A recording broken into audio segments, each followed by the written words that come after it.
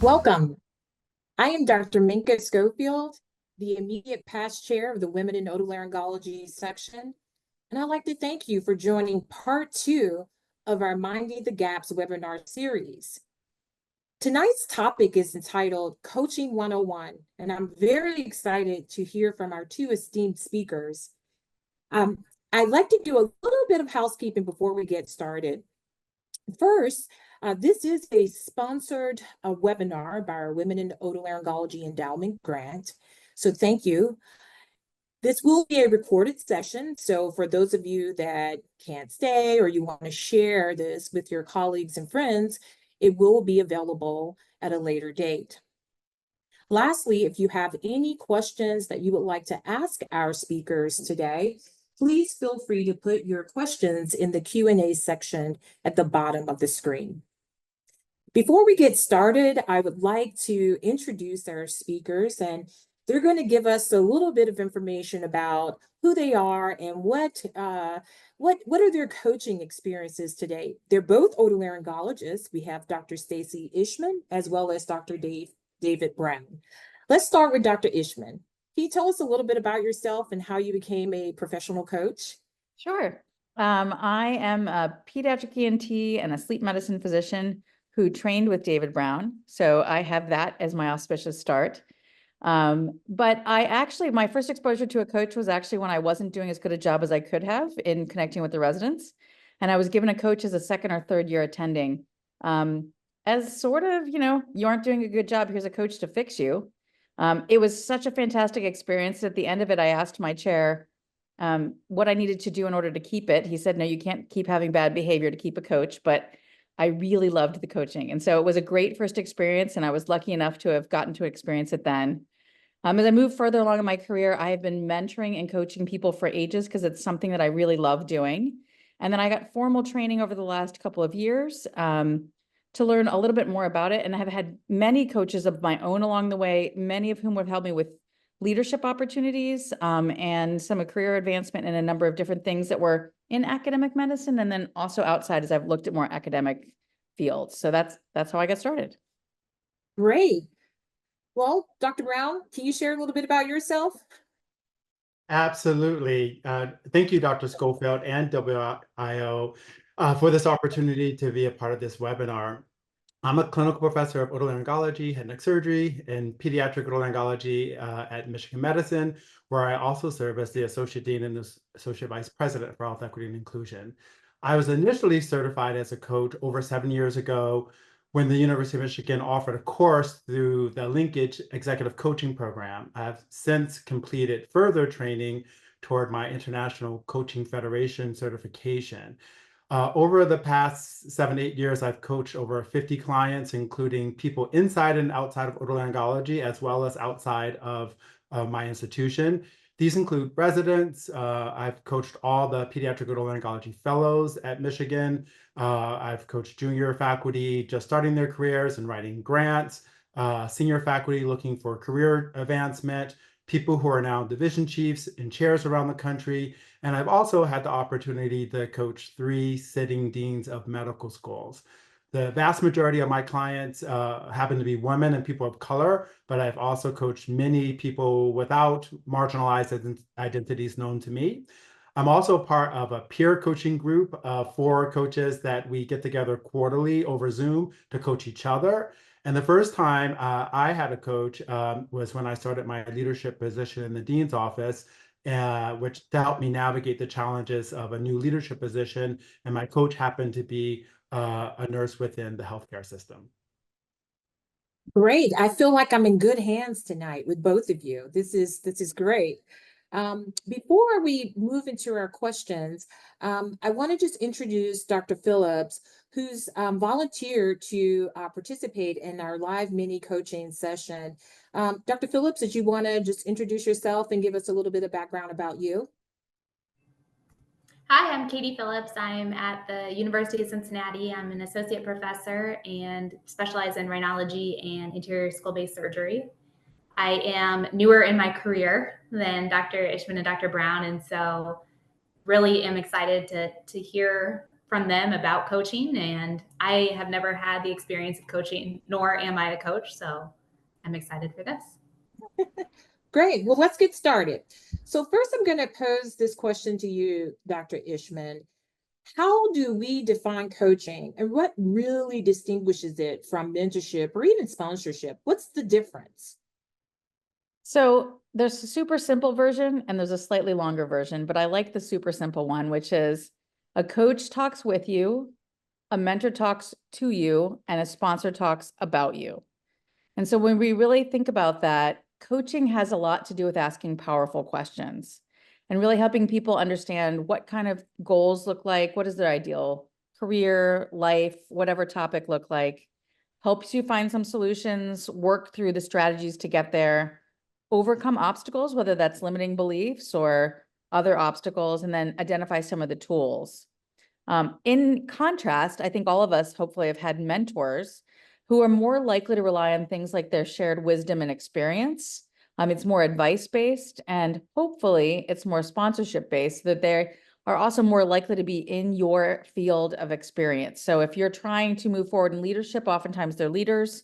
If you're trying to move forward as a rhinologist, then hopefully they're rhinologists, or they have some kind of commonality that you think will give you some piece that'll help you in terms of mentorship. A difference is coaches oftentimes have a skill set where it's more about questions and strategies, don't necessarily have to be in your field, don't necessarily have to be physicians. I can tell you my first leadership coach, not a physician, fantastic in terms of giving me guidance and works with a lot of academic physicians. And that mentoring relationship in an ideal world is long-term. I have mentors from 20 years ago. Dave's one of them. And, there's oftentimes, but I don't have a coach that I've had for 20 years. And so Dave has had a coach for a long time, but there are people who may help you with certain situations, and there's some you may work with for long-term. So the time frame may be different. You may be more goal-oriented or specific project-oriented or specific field-oriented with coaching. Got it. I'm just curious because, I kind of wandered through my career, finding a mentor later in my career. Thinking through this, I'm thinking, should I've had a coach perhaps earlier on in my career? So is there like a time or a place for coaching? Should we be thinking about this early on in our careers, or once we're more established, should we kind of use it as a way to kind of round out and develop the career? Is there a time or place for coaching? So I think any time and place is good for coaching. I'm going to tell you, I don't think I knew enough to know that I wanted a coach when I was junior in my career.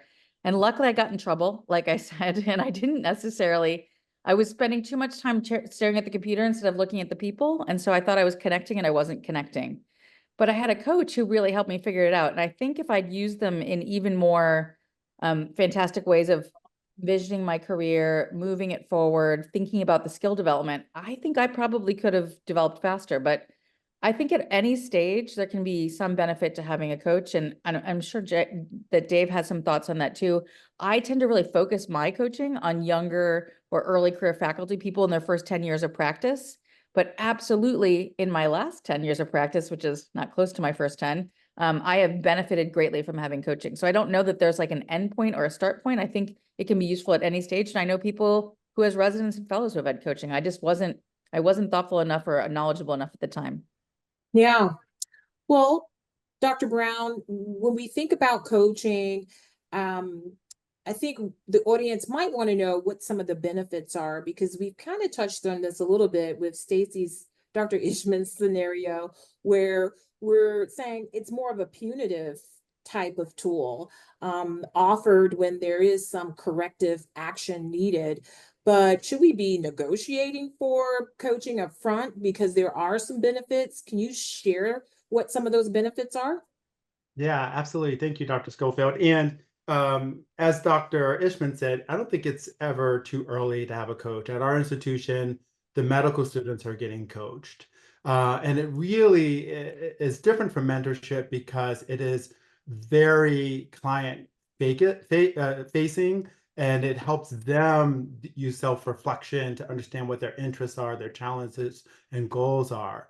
And your question, is unfortunate because at times coaching is associated with punishment or corrective action. But it doesn't need to be that way. I like to reframe that perspective and state that coaching is an opportunity for all to benefit from a supportive environment for personal and professional growth, no matter, where you are in your journey or why it brought you to coaching. It's an opportunity for each individual to improve.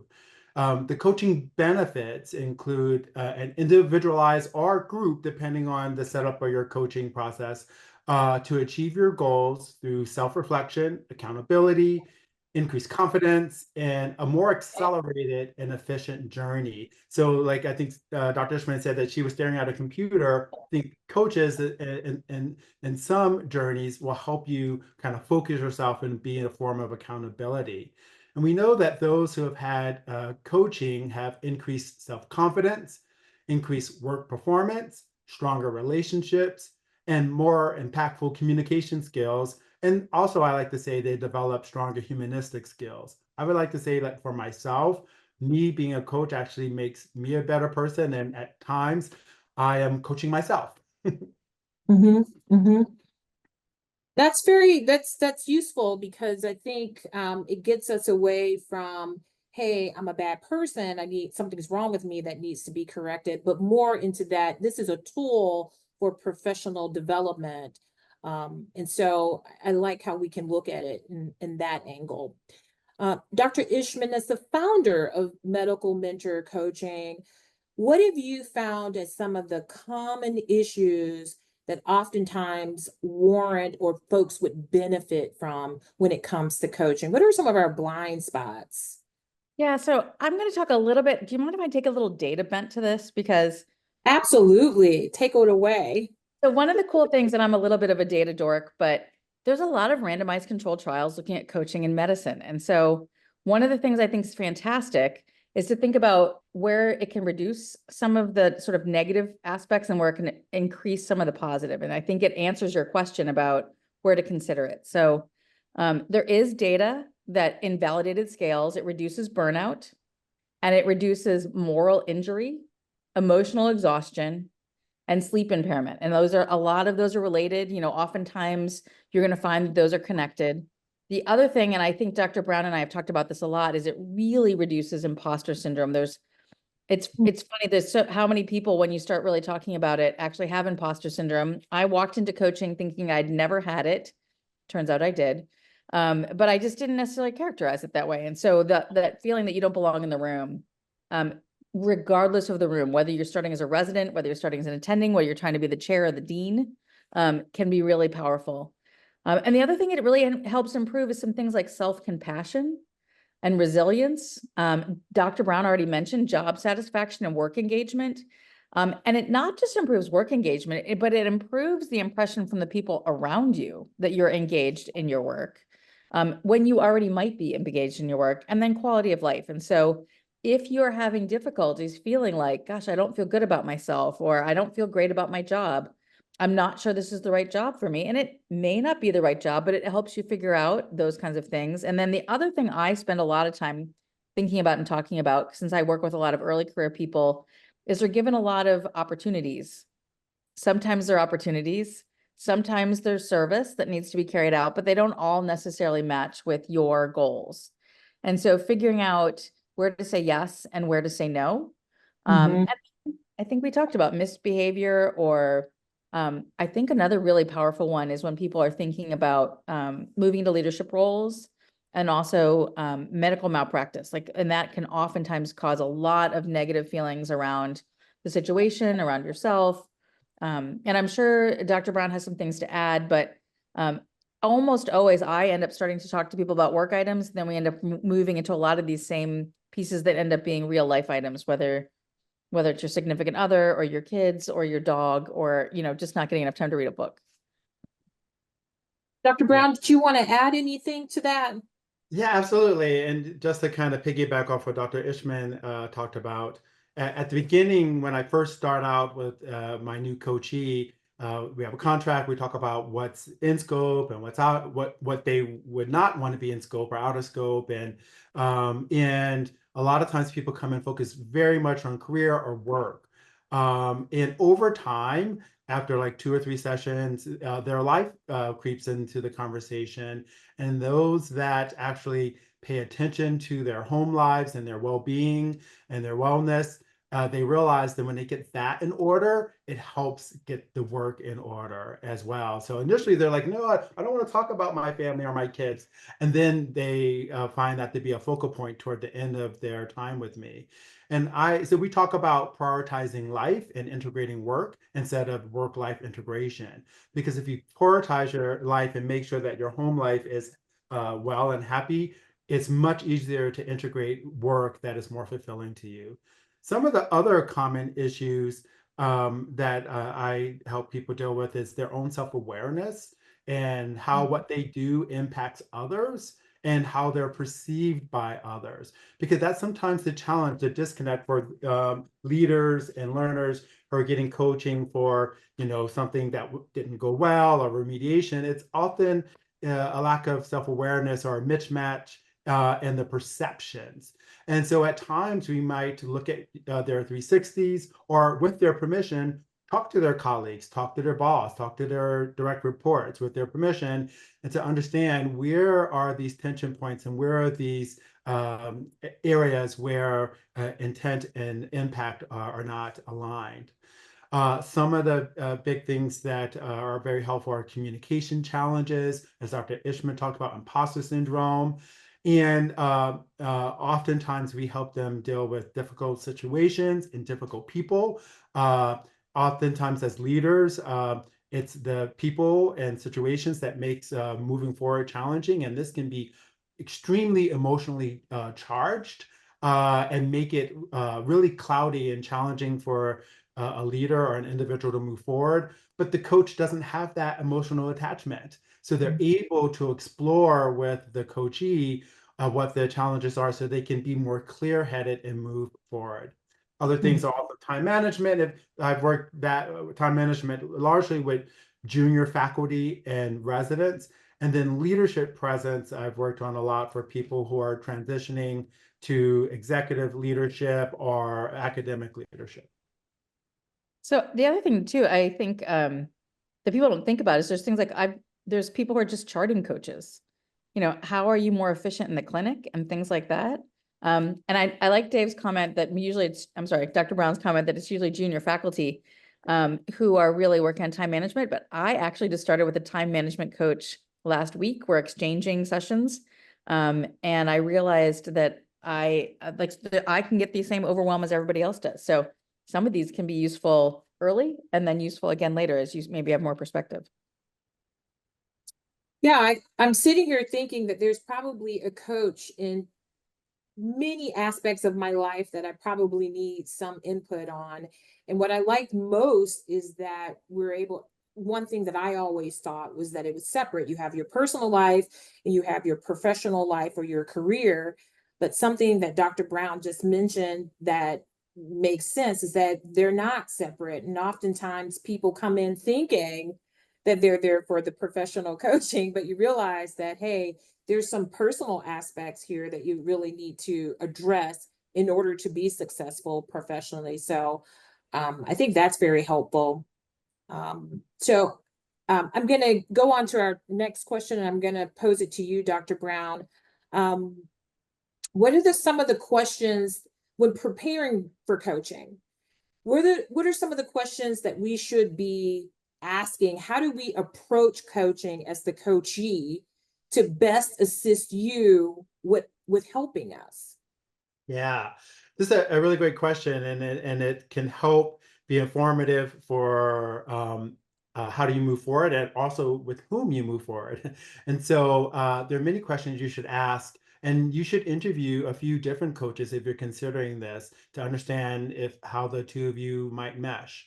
And so the first question I would ask is like, what should you as an individual expect from this coaching engagement?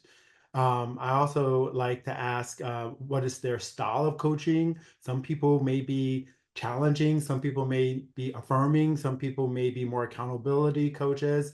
Some people might have a certain niche, like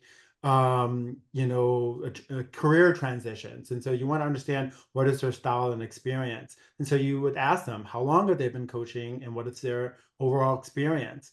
And one of the most insightful questions that was asked to me about a year ago was someone was dealing with a particular challenge already. And she asked me, how have you supported someone going through this particular challenge? And so I had to think, okay, what is something like similar to that that I could explain to her?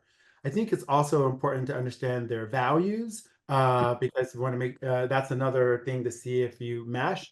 And then you want to get into the nitty gritty of it about what type of coaching engagement options are there and availability. So is it in person? Is it over the phone? Is it via Zoom? Are all those options available?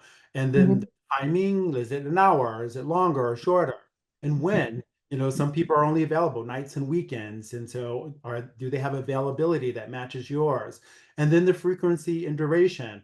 At the beginning, when there are pressing issues, coaching clients want to meet often, like sometimes every other week. And then over time, it spreads out a little bit. You also want to know, like, how does the relationship end? And I always tell my clients that it ends whenever they want it to end. And then if you're not paying for it, you need to ask about fees. And then it's also important to understand what the coach expects from you. Like, for example, do they expect you to set up the Zoom link and send a calendar invite? So most of my clients outside of the University of Michigan send me a calendar invite and a Zoom link. They expect you probably to show up on time. And if you're not available, to send a text within a certain amount of time or cancel within a certain time period. They may expect you to take your own notes. And I coached someone recently and I said, well, can you send me your notes that you're writing? I said, no, you're supposed to take your own notes. That's what we set up. And then ask them, if they will be giving you homework or reading assignments. So you can know what to expect, that it's not just this 1 hour session every other week, but you're going to have to do some work in between. And then I think one of the most important questions, and the people who I work with at the University of Michigan, I don't tell anyone who my clients are. And so you want to ask them about confidentiality and you want to protect that as well. I think you bring up a good point, and you're touching on something that speaks to maybe even establishing what the relationship will look like. But even before that, is it a match? So is there a proper etiquette or protocol where you're kind of interviewing the coach and you get to say, well, I'm sorry, this isn't a match? Or how does that work? Yeah. So most coaches know and encourage you to search around.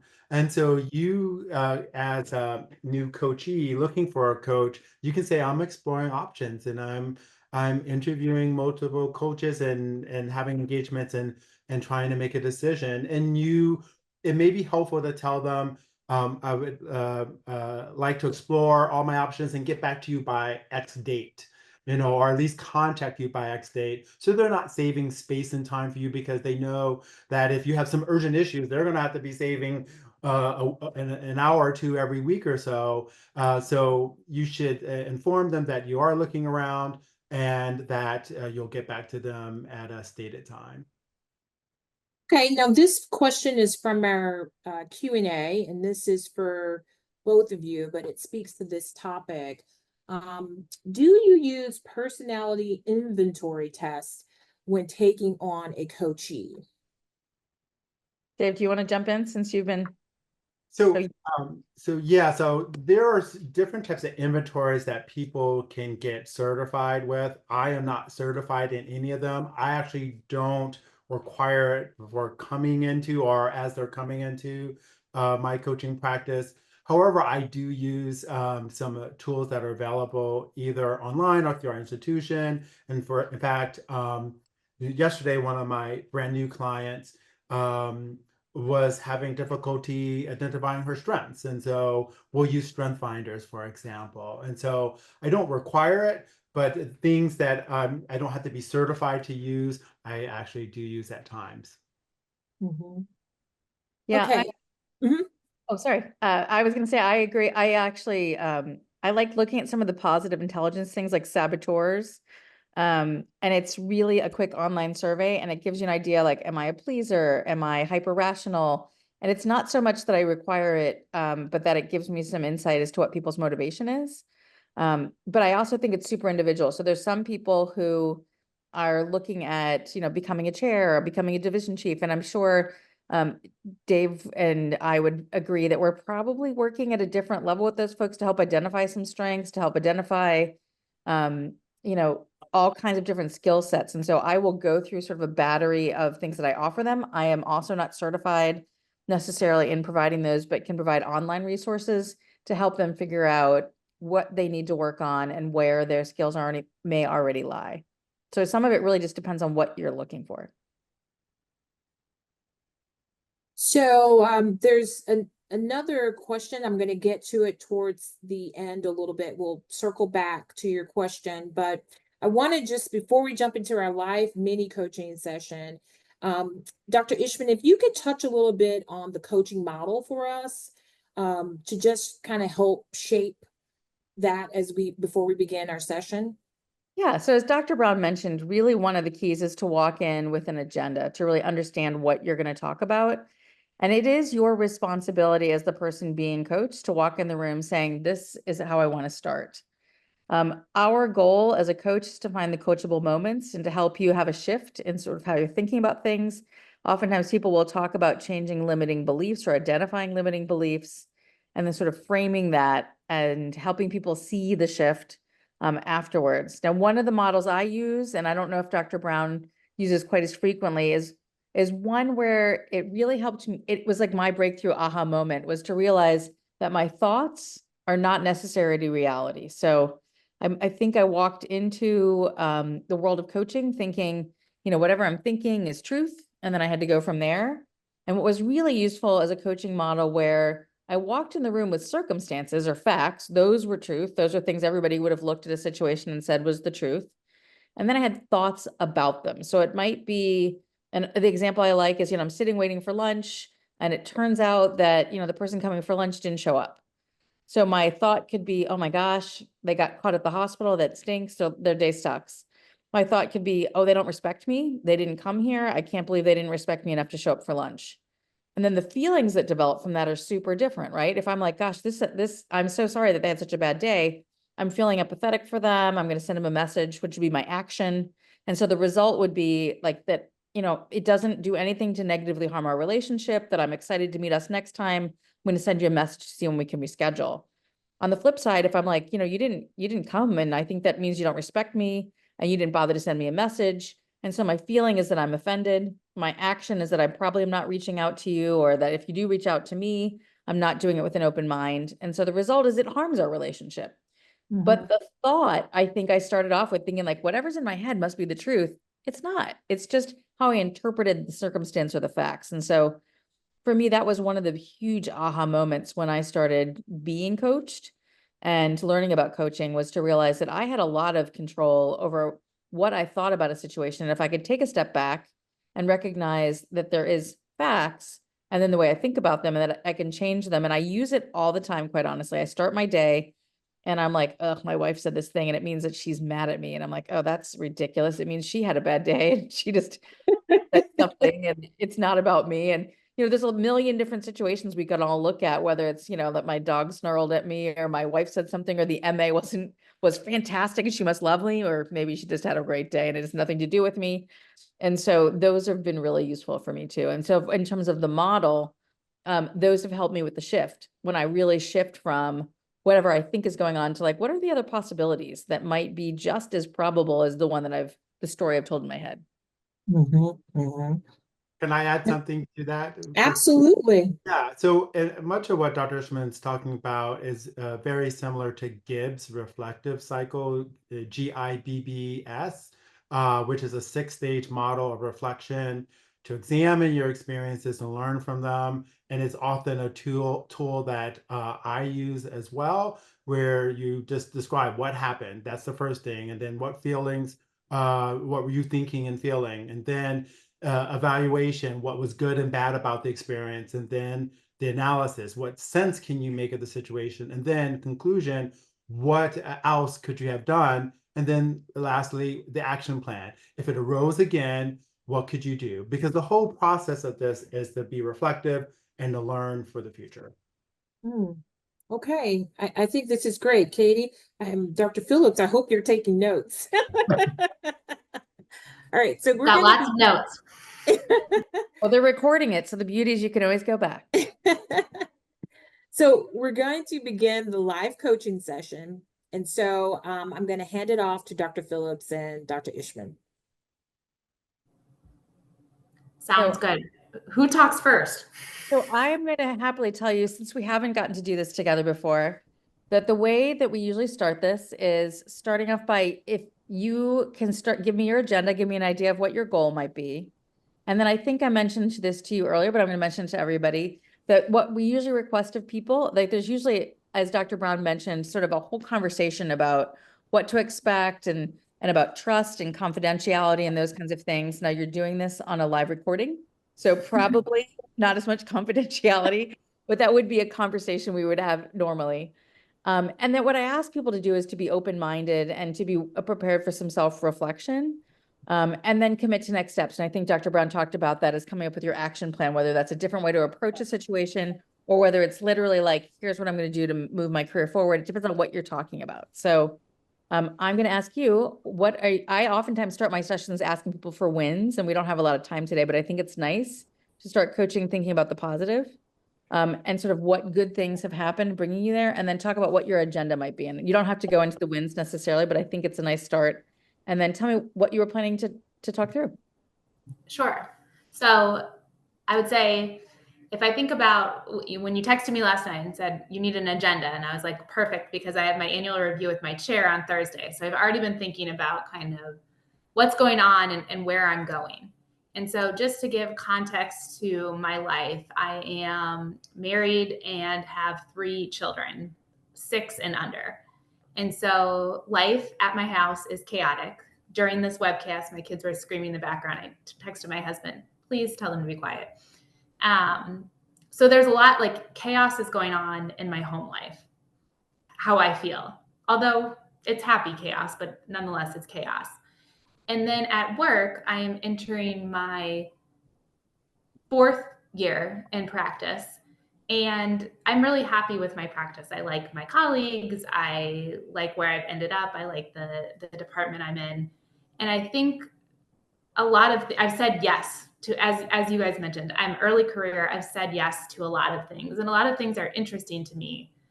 But I have now realized, like, it hit a point last year when I was coming back from maternity leave. Like, I am in too many things. And so I am trying to whittle down, but I have this fear of missing out, which I like criticize my 6-year-old all the time about, like, who cares? But it's something that, like, I'm like, well, where do I focus my time? And I just got promoted, which was like very exciting. But now I'm like, what is next? What is next? Like, I don't want to be going 500 miles a minute forever. And so how do I focus but still advance my career? So is there anything specific that you're concerned that you are or are not focusing on? Like you mentioned, you're saying yes to a lot. Are there things you're wondering if you should not be saying yes to? Yeah. So the thing that I want to focus on is I am applying for a K-23 award this fall. And so that has taken a lot of my time to get the right mentors, to have the right, just to organize all of that and then get my thoughts on paper. And it's hard for me, like that, the writing of that grant is hard for me. Like, I've written 1K so far, and I'm on the second one, like writing my second application. And it's just not always felt like I'm not a writer, but I do like the research part of things. And I do want that to be part of my career. And so I find myself saying yes to other things because I'm like, well, I'll do that for 30 minutes. And then I'll go back to writing my specific aims page. And I know that like, I can see it at the end of the day. I'm like, well, I did not do that right because I didn't focus a majority of my time on actually what I want to do or where I want the next part of my career to go. When you say you're saying yes to other things, are they things you want to do? Sometimes, and sometimes not. So what makes you say yes when you you don't want to do them? I think I will say yes when I don't necessarily want to do something. When I'm asked on the spot and it's somebody I care, or like somebody I care about, or I want to say yes to that person because I have a relationship with them, or I'm honored that they asked me to do so. And then I say yes without reflecting, without like giving myself a moment to be like, well, is that really an appropriate thing to say yes to? And if you go back and look at those, are those things that took away from your primary goal, or do you think those were valuable? So I would say the things that I end up, because I would say sometimes it's not clear to me when I say yes to something. I'm like, oh, this is going to be really exciting. And then it's like, whoa, like, what did I get myself into? So if you had it to do again, what would you do differently? As I've kind of started to think about this, when I reached my max last winter and was like, what am I doing? Is I'm trying to say, let me think about it and I will get back to you. That's been one of my, it's still hard for me to do, but at least if I give myself 24 hours and I talk to my husband, who's like, what are you doing? Then it gives me some grace to actually think about, okay, does that make sense to do? You know, like if I'm going to do that, what is that taking away from? And what does that end up doing? Do you end up saying yes to the good things and no to the things that don't meet your journey? I think so. I've certainly started saying no to a lot more things over the last 6 months than I ever have before. I don't know where that's going to take me. Maybe I am missing out on things that I should say yes to, but that is my current focus so that I can focus on this big career goal, which I have at least trying to get NIH funded. If there are things you think you might want to do in the future, what do you say as a response after your, let me think about it? If there are things that I want to do, Yeah, then I you're say, worried you're going to move, you're going to miss out. So I'm wondering, yeah. What do you do then? What do I do then if I've missed out? You're concerned that you're going to miss out, but you're saying no to it right now. What could you say so that you're not missing out, but you're not doing it now? Oh, I could say, you know, I'm focusing on this grant at the moment. Think of like, thank you for thinking of me. Think of me again in 6 months or a year. And then the other thing I wanted to just ask you is you said, I'm not a writer, but you've already written a grant. And how many papers have you written? I've written a lot of, I've written some papers. Yes, that's true. Like dozens of papers? What was that? Dozens of papers? Dozens of papers. I would say I don't have a lot of grantmanship yet. Like certain people can write grants very easily. I stare at the same 4 sentences, delete them, write them again, think about them, have someone read them. Then I delete those 4 sentences and start over. So I think that that's where I get frustrated with the progress. Like I can write a manuscript about something I've done, but it's much harder for me to write in this fashion because I haven't done it a lot. So, but you are a writer then. I am a writer. You're right. I can write. And in everyone else's full disclosure, Katie and I wrote a paper together when she was president. And she was great.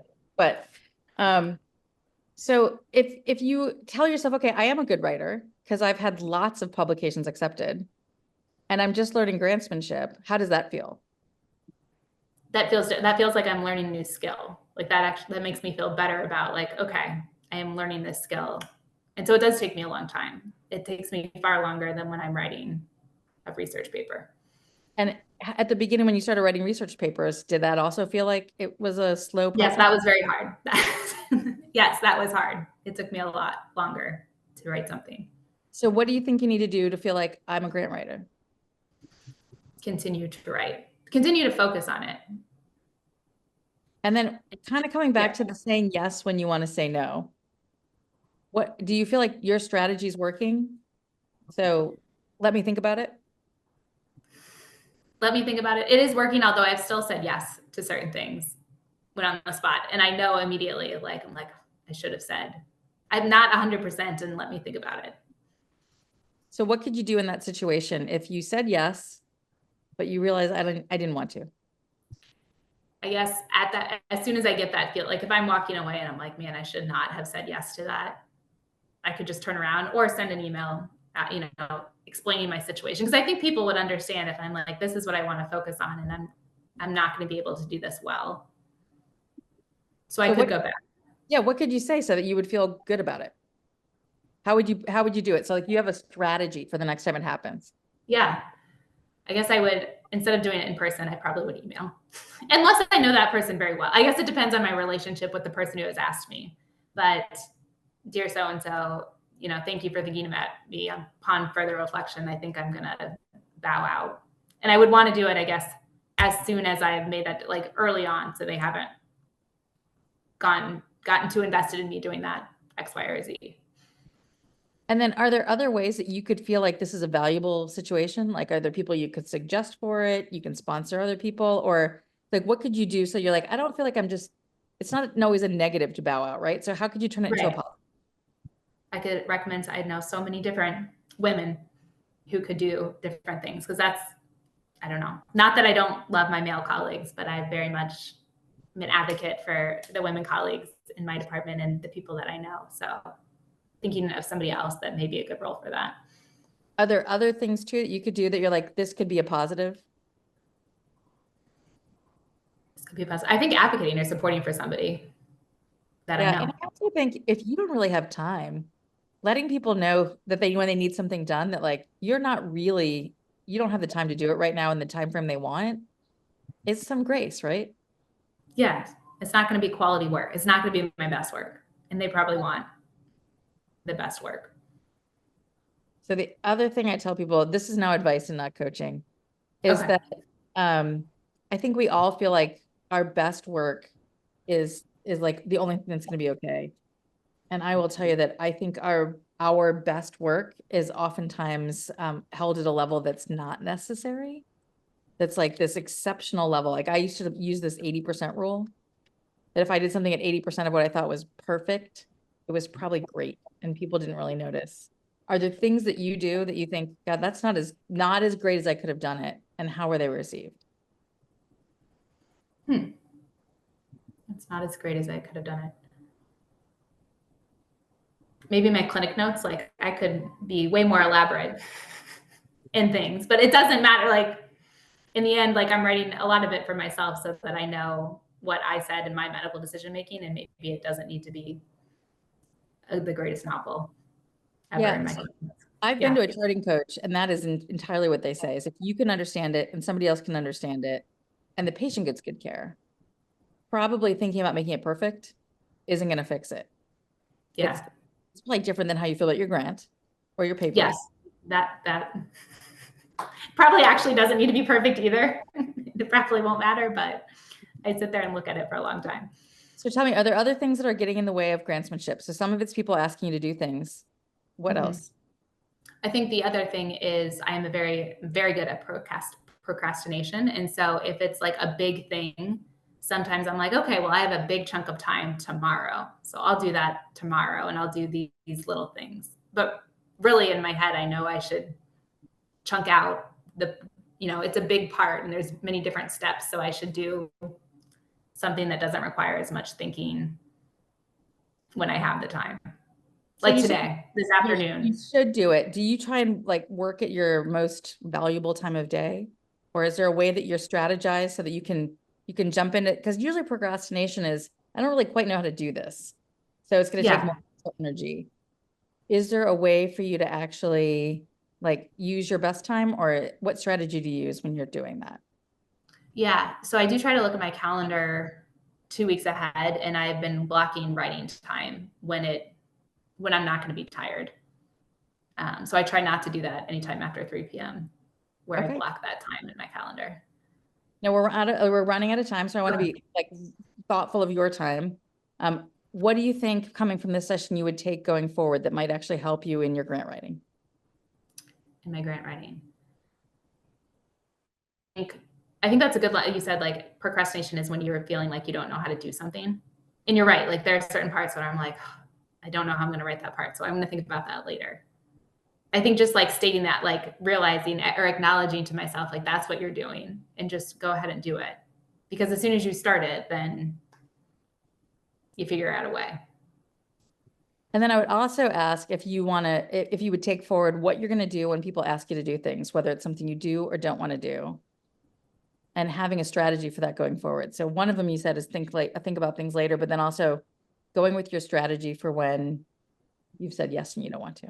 What do you Yes, think? I think. Say that one more time. What do you think you're going to do then? Oh, I'm gonna write that. I have a response in my head. I have like now like use the mental energy to say like this is what I'm gonna do. Great. Thank you so much. Thank you. That was very. It felt like back and forth, very a lot, but it's very precise. Well, and I'm going to ask Dr. Brown to give you some of his perspective on what you are doing and what he might recommend or questions he might ask. Yeah. Well, thank you, Dr. Phillips, for participating in this live coaching session and being vulnerable in front of an audience with questions that many individuals have and are challenges for many of us. This was a very brief session, just minutes, and so it seemed a rapid fire. I don't want to get into the other questions because that will just belabor it. But what I'm curious about, being that this was your first time, what your experience was, and what was the most impactful question that Dr. Ishman asked you? I think the most impactful thing is probably like, what are you going to do the next time? Like, what is your plan? And I think that's a very intentional way to think about that, which I just, as a, like, until now, I've been like, I got to stop saying no. But actually like, all right, well, what are you going to do when you say no or yes? I think is a very impactful thing or very useful thing for me to do. Yeah. And so I agree. And those of you who were at SUO last year and heard Maya Hamoud talk about coaching, she said the most impactful questions begin with the word what. And then I think second is how, because it actually gets you to start thinking about what are the possibilities and how you might go about it. And so as you're coaching yourself, you can ask yourself what and how questions, like what do I need to do? How can I get through this? And I think that would be very, very helpful. And so we want to also get to questions and answers, but if you want to continue coaching, I invite you to follow up with Dr. Ishman or other coaches who can have more than 10 minutes to spend time with you and really get to know you and to develop other strategies for you to be successful as you define your agenda today of how to focus and advance your career. Great. This was awesome. And once again, Dr. Phillips, thank you for being very vulnerable in a live fashion. I don't know if I could have done that as well.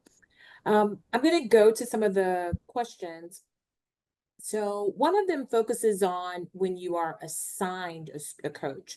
So if a leader is sending you to someone for coaching, how do you break through the challenges of working with someone who you were sent to or more voluntold that you need the coaching?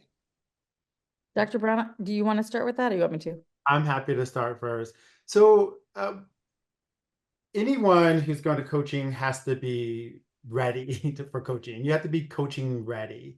And so if they come in kicking and screaming and this is not something that they want to do, as I stated earlier, coaching should be an opportunity for growth and development, personal and professional. And so one thing that you can do, and I know Dr. Joe asked this question, so thank you. And I know Dr. Joe is a coach as well. And so I imagine this may also be a real life scenario for her.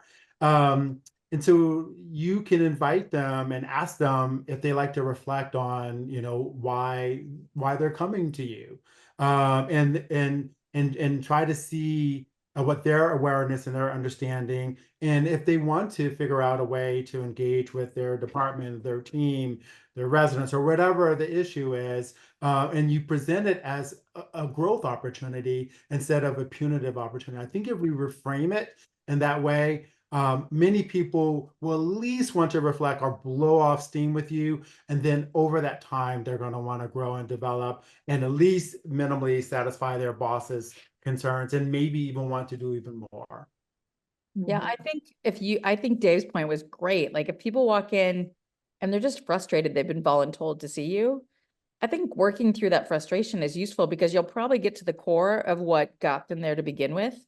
And then once you've had that conversation, I think it's a lot easier to address whatever other things are going on. I was super frustrated as a second year attending that I was being sent to a coach because I really was trying hard and thought I was connecting. And then it came down to such simple things as like not looking people in the eye and not make people feel like there was attention that I was unintentionally doing and that I learned from, but I had to get over a little bit of the ego in order to get there when I did that 20 years ago. Well, there's another question that's kind of wanting to know, is this more life coaching? How would you classify this? Life coach, health coach?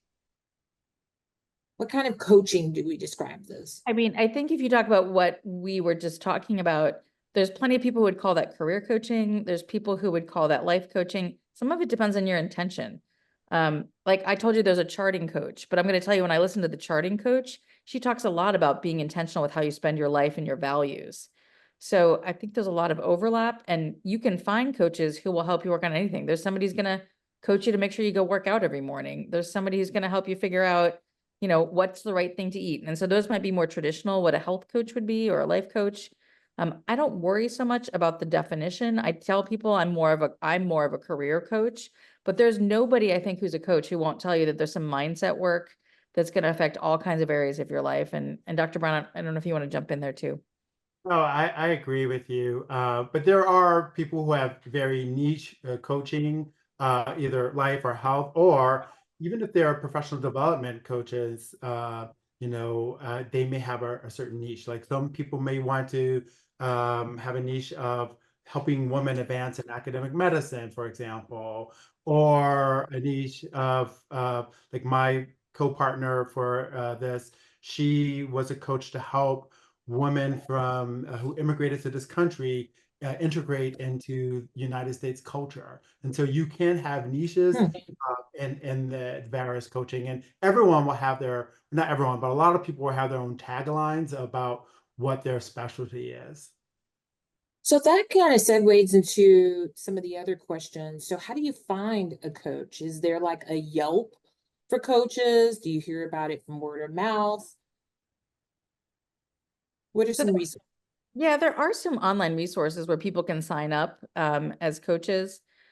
I got to be honest, I don't know that I have a great resource. I've done mostly by word of mouth and talk to other folks. Dr. Brown, do you have any specific resource that you use for others? Yeah, well, I don't usually have people go to other people, no. But in order for you to find a coach, so there are opportunities. So we could tackle on multiple levels. You may have a friend or colleague who's had a coach. You could ask them. Your institution may have a list of coaches that they will pay for, that they recommend. At Michigan, there's a list of like 10 official coaching companies that you can go to. So that's another way.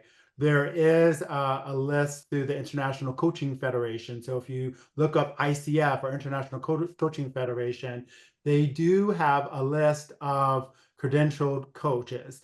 Now, keep in mind, not all great coaches are certified through ICF or International Coaching Federation, but you will find a good coach through them. So like, for example, it takes hundreds of hours to get ICF certified, and so I'm not at that level yet, and I haven't taken enough courses and done enough of the training, but that is an option for you. Yeah, and I would also say I do think there's definitely people like that come and talk to me, and I realize, oh, you need somebody who does something different, and oftentimes you'll talk to coaches who know other coaches, so that's a good way. If you find that you're not connecting with the person you're talking to, they oftentimes will be able to refer you to some other people. But I love the idea of talking to the people that you work with or that you're colleagues with who can give you some good resources. And if you can get institutional coaching, and there's more and more institutions that are offering it, starting with the free institutional coach is a great way to start. Yeah. Another thing they think about is that whoever you start coaching with is not your coach for life. And so a lot of people transition coaches for different needs, and at times it's the value of being with this one particular person is not useful. You need someone else with different skills who may challenge you in different ways. And so and sometimes people have multiple coaches. There was a time that I was carrying 2 coaches. I guess I needed that much help, but they were helping me with different types of things, and some of it was helping me with my team. That I run a office staff of 25 people, and one person was helping me individually. And as I talked about, I also have a set of group coaches that we all kind of coach each other, and sometimes we let one person take the lead as far as being helped. But there's lots of different opportunities, and you can come and go in and out of coaching relationships all the time.